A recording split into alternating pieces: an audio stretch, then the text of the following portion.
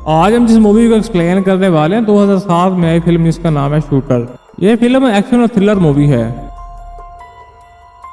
Movie शुरू होती है और हम देखते हैं बॉब स्वैगर एक सीक्रेट मिशन की तरह अफ्रीका में होता है और उसके एक साथ उसका दोस्त होता है स्पॉटर होता है। वो एक पहाड़ी पर बैठकर दोनों दुश्मनों का वेट कर रहे होते हैं। थोड़ी देर के बाद उनके दुश्मन उनके सामने होते हैं। क्योंकि बॉब एक अच्छा शूटर होता है, वो मीलों दूर अपने टारगेट को उड़ा सकता है और मिशन पूरा होने के बाद वापस आने वाले होते हैं पर इनडायरेक्टली फायरिंग शुरू हो जाती है, जिससे वो अपने ऑफिशियल से रेडियो से मदद मांगते हैं। बट यूएस मिलिट्री कैंप में बैठे उनके ऑफिशियल रेडियो बंद कर देते हैं और उनको उनके हाल पे छोड़ देते हैं, क्योंकि वो दुश्मन एरिया में खुलेआम सपोर्ट नहीं भेज सकते थे और यहाँ पर सिचुएशन और क्रिटिकल हो जाती है और उन पर हेलीकॉप्टर के थ्रू हवाई फायरिंग शुरू हो जाती है और इस गोलेबारी में उसका दोस्त भी मारा जाता है। पर बॉब हेलीकॉप्टर को किसी तरह से गिरा देता है और अकेला ही उनके 70% लोगों को मार देता है और बाकी के लोग वहां से भाग जाते हैं। और यहाँ से मूवी कट होती है। हम 3 साल बाद का सीन देखते हैं। अब बॉबी स्वैगर रिटायरमेंट लेकर अपने दूर कहीं घर में रहता है। अब हम वर्जीनिया में कर्नल इसाक जॉनसन को देखते हैं, जो उसकी प्रोफाइल देखकर उसे मिलने जाता है। वहाँ उसे बताता है कि यूएस प्रेसिडेंट को मारने की साजिश हो रही है। वो उसे बताता है कि हमें खबर मिली है कि गोली 1 मील दूर से चलाई जाएगी और प्रेसिडेंट उस दौरान 3 शहरों में जाने वाला है, बाल्टीमोर, फिलाडेल्फिया और वाशिंगटन, और कातिल कहीं भी हो सकता है। क्योंकि बॉब एक प्रोफेशनल शूटर होता है और इस कत्ल को रोकने के लिए उसकी मदद चाहिए थी। पर बॉब उनकी बातों से इंप्रेस नहीं हो पाता और उन्हें ना कर देता है। पर थोड़ी देर सोचने के बाद वो मान जाता है।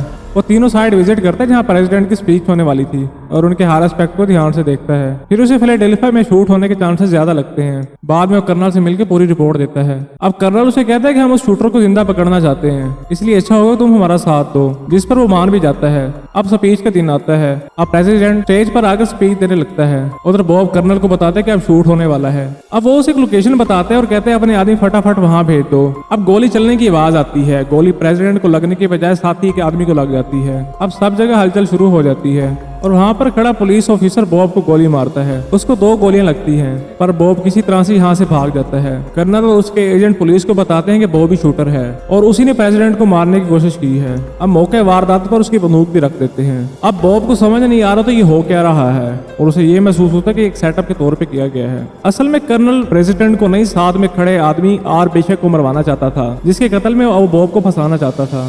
सब पुलिस वाले और एयरफोर्स उसको ढूंढने में लग जाते हैं। अब वो एफबीआई के एजेंट को मार के उससे पिस्तौल और गाड़ी ले लेता है। वो बताता है कि आर बिशप को मैंने नहीं मारा, इसमें कर्नल का हाथ है। अपनी जान बचाने के लिए वो शहर से इधर उधर भाग रहा होता है। बॉब की हालत बहुत खराब हो जाती है। बॉब को मिलिट्री में सिखाया गया था कैसे सिचुएशन में खुद को कैसे जिंदा रखता है। अब वो हॉस्पिटल जाने के बजाय किसी ड्रग स्टोर में पानी, शुगर, नमक लेता है और खुद ही अपने आप को ड्रिप लगा देता है ताकि वो जिंदा बच सके। अब बचता बचाता अपने दोस्त की गर्लफ्रेंड के पास पहुंचता है। पहले तो वो ना करती, उसके बाद वो मान जाती है। अब दूसरी तरफ उसकी रिकॉर्डिंग चेक की जा रही होती है। यहाँ दूसरी तरफ मेम्फिस कत्ल की रिकॉर्डिंग चेक करता है, जिसमें वो ये देखकर हैरान होता है जो आदमी मीलों दूर से छोटे से टारगेट पे निशाना लगा सकता है, वो अपना निशाना 2-2.5 फीट से कैसे मिस कर सकता था। तो उसे भी इसमें साजिश होने का लगता है और उसे बॉब की बात भी यकीन होने लगता है। अब सैरा यहाँ पर बॉब के जख्म साफ करके टाँके लगा रही होती है और उसकी जान बच जाती है। बॉब को 3 दिन के बाद होश आता है। अब मेम्फिस अपने तरीके से इन्वेस्टिगेशन कर रहा होता है। अब उसे पता चलता है कि जिस शूटर ने आर बिशप को मारा था उसने कोई ट्राइपॉड पे चलने वाली गन को यूज किया था। फिर बॉब के कहने पे सारा मेम्फिस से मिलती है ताकि वो उसे इन्फॉर्मेशन निकलवा सके। जब कर्नल को पता चलता है कि मेम्फिस उनके बारे में इन्फॉर्मेशन इकट्ठी कर रहे तो उसे अगवा कर लेते हैं। अब उसे मारने वाले होते हैं और बॉब उसे बचा लेता है। अब वो दोनों हथियारों के एक्सपर्ट के पास जाते हैं। अब उन्हें पता चलता है एक गोली को बिना निशान दूसरी बंदूक से भी चलाया जा सकता है, जिसे पेपर पैचिंग कहते हैं। वो इसलिए पूछना चाहता था क्योंकि जिस गोली से आर बिशप को मारा गया था वो गोली बॉब ने कुछ दिन पहले टीन के टप्पर पर प्रैक्टिस करते हुए चलाई थी। फिर वो उसे ऐसे कुछ 3 लोगों के बारे में बताता है जो 1 मील दूर से निशाना लगा सकते हो। बॉब का शक एक एक्स स्नाइपर पे जाता है जिसे उसने शूटिंग के टाइम पे कर्नल के साथ देखा था। इधर कर्नल को पता लग जाता है कि बॉब की मदद सैरा ने की थी, तो उसे अपने लोगों को भेजकर अगवा करा लेता है। उधर बॉब को स्नाइपर का नाम पता लग जाता है तो मेम्फिस को ट्रेनिंग देता है। दोनों स्नाइपर को पकड़ने जाते हैं, पर यहाँ पर कर्नल ने पहले ही उनके लिए जाल बिछाया हुआ था,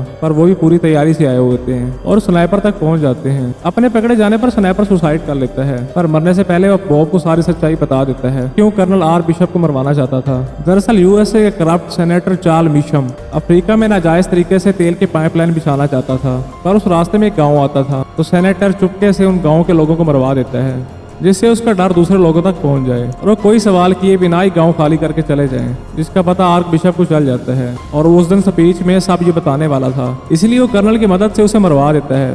स्वैगर उसका कन्फेशन रिकॉर्ड कर लेता है, पर तब तक कर्नल के आदमी बॉब को पकड़ने वहां पहुंच जाते हैं। पर बॉब मेम्फिस की मदद से वहां से निकलने में कामयाब हो जाता है। फिर मेम्फिस जानबूझकर FBI को लोकेशन देता है। अब कर्नल के पास सायरा होती है और बॉब के पास उनका कन्फेशन। दोनों आपस में डील करते हैं और कहीं सुनसान जगह पर मिलने का प्रोग्राम बनाते हैं। फिर सेनेटर और कर्नल दोनों वहां पर आते हैं, जहाँ स्वैगर अपनी जगह मेम्फिस को भेज देता है और कर्नल के स्नाइपर उसे स्वैगर समझकर मार देते हैं। पर स्वैगर को उनकी लोकेशन पता चल जाती है। वो तीनों स्नाइपर को मार देता है जो कर्नल उन्हें मारने के लिए ले आया था। अब सायरा को जो हॉस्टल बनाया होता है वो उसे भी गोली मार कर उड़ा देता है और ये सब मीलों दूर से कर रहा होता है। उधर FBI को मेम्फिस का भेजा हुआ खाता मिलता है जिसमें उसने अपनी लोकेशन बताई होती है। अब FBI भी यहाँ पर पहुंच जाती है, पर वो स्वैगर ये सबूत खत्म कर देता है। अगर ये FBI के हाथ लग जाता तो कर्नल और सेनेटर के साथ और भी कुछ लोगों की मौत हो सकती थी। अब स्वैगर और मेम्फिस अपने आप को FBI के हवाले कर देते हैं क्योंकि सेनेटर और कर्नल के खिलाफ कोई सबूत नहीं मिलते। वो बड़ी आसानी से वहां से निकल जाते हैं। अब बॉबली स्वैगर को US अटॉर्नी जनरल के पास और FBI डायरेक्टर जनरल के सामने पेश किया जाता है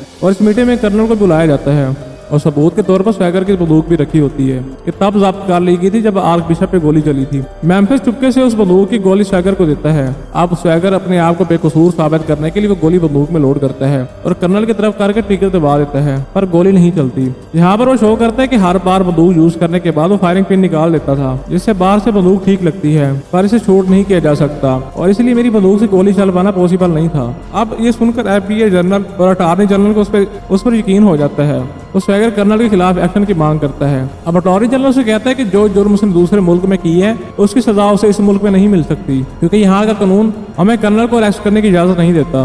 उसके खिलाफ सबूत होने के बावजूद भी उसे जाने दिया जाता है। अब यहाँ पर कर्नल और सेनेटर अपने अगले प्लान की तैयारी कर रहे होते हैं और तभी स्वैगर वहां पर आकर सबको मार देता है ताकि एक्सीडेंट लगे। वो गैस की पाइपलाइन तोड़कर घर को उड़ा देता है।